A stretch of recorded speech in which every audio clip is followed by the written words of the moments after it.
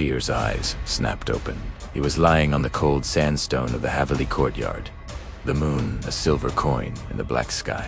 All around him, etched into the dust, were hundreds of swirling patterns. Snake tracks. A cold wind snaked through the arches, carrying a whisper. Veer. He scrambled to his feet, his heart hammering against his ribs. The sprawling, silent Haveli of his ancestors felt less like a home and more like a tomb. He'd arrived in Rajasthan just yesterday, summoned by a cryptic letter from Raghav, the old caretaker. The Haveli, once a symbol of Rathore pride, was now a skeleton against the desert horizon. Veer, a modern man from the city, had come to settle his inheritance, not to chase ghosts. But the village of Devgarh had other ideas. Don't go to the Haveli after sunset. Beta, a woman named Mira, had pleaded with him at the market, her eyes wide with fear.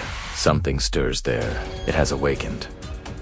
Veer had dismissed it as local superstition. But now, standing amidst the snake marks, her warning echoed in his mind. Inside, the Haveli was a labyrinth of shadows and memories. Dust sheets covered grand furniture.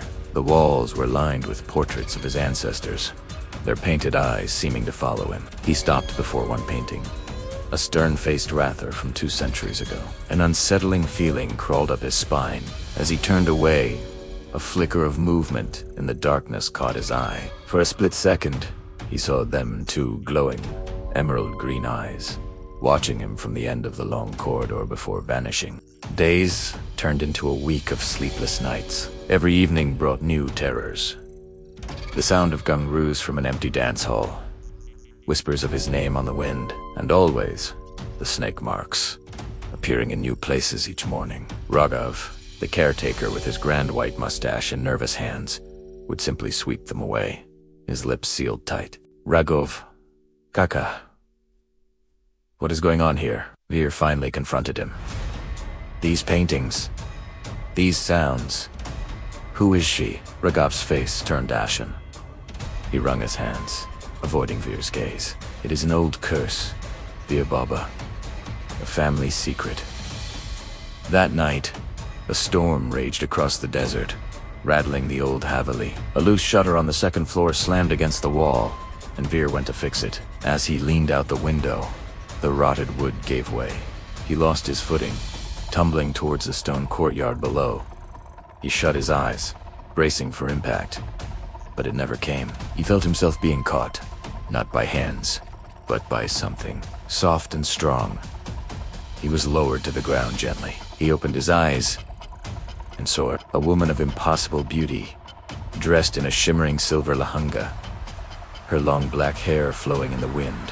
Her eyes, they were the same emerald green orbs from the corridor. Before he could speak, she vanished into the rain-drenched shadows. She hadn't tried to kill him. She had saved him. The rational walls in Veer's mind began to crumble. He cornered Raghav the next morning, demanding the whole truth. Trembling, Raghav finally spoke. Her name was Naina, he began, his voice barely a whisper. 200 years ago, she was a simple village girl, in love with a man from a rival clan. Your ancestor, the one in that portrait, saw their union as a stain on the Rathorana. He had her lover executed, right in this courtyard. Raghav continued, consumed by grief and rage. Naina performed a forbidden ritual at the old serpent temple. She invoked the ancient serpent goddess, trading her humanity for power. She became a Naagin, a shapeshifter, cursed to seek vengeance. She takes one Rathore from every generation. On the night of the red moon, Veer stared at him, horrified. The red moon, it's in 2 nights. That evening, she appeared to him again, not as a fleeting shadow, but as a solid presence in the Haveli's mundir, Naina Sarpini, the cursed Naagin. Why did you save me? Veer asked, his voice steady, despite the fear. Her voice was like silk and sorrow. I saw his eyes in you, she whispered, her gaze filled with centuries of pain. The man I loved, you have his kindness.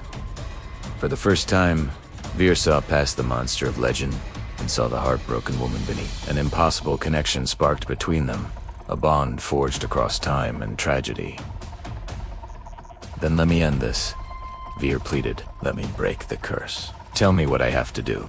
Nana's beautiful face twisted in agony. The curse cannot be broken so easily, she hissed, a faint pattern of scales appearing on her skin. It demands blood repayment. A Ratha must pay for the sins of his ancestors. It is the only way. The night of the red moon arrived, painting the desert sands in a bloody hue. Veer waited in the Haveli's mundir, the air thick with the scent of marigolds and impending doom. She appeared before the idol of the goddess, her form shimmering. "This is not your fault," Naina Veer said, stepping forward. "My family wronged you. Let me be the final payment. Let my life end this cycle of hatred." Naina looked at him, tears of venom and sorrow streaming from her glowing eyes. "You are not like them," she cried.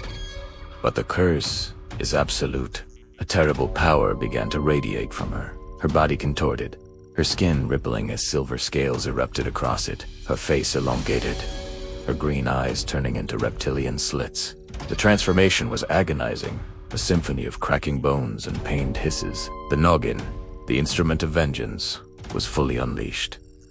She lunged, her fangs bit. Veer closed his eyes, accepting his fate. He felt a sharp, piercing pain in his neck, a searing fire that spread through his entire body. And then, nothing.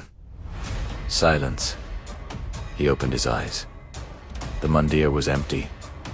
Naina was gone. He was alive. He touched his neck, but there was no wound. Had it all been a dream? Had she spared him? The next morning, Veer woke up as the sun streamed through the window.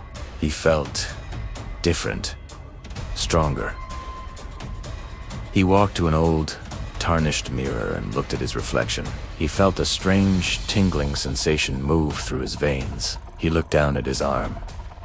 Underneath his skin, his veins were not blue. They were glowing with a faint, but unmistakable, emerald green light. The curse hadn't demanded his death. It had demanded a different kind of repayment. A transformation. Naina had disappeared, but her curse, and perhaps her very essence, now lived within him. This was not the end of the Rathore story. It was the beginning of a new one, a story where the hunter may have just become the serpent. The legend of the Naagin was over, but perhaps the legend of the Naag had just begun. This was just the beginning. If you wish to uncover what happens when the curse transforms, subscribe to DKR Mystica before the serpent awakens again.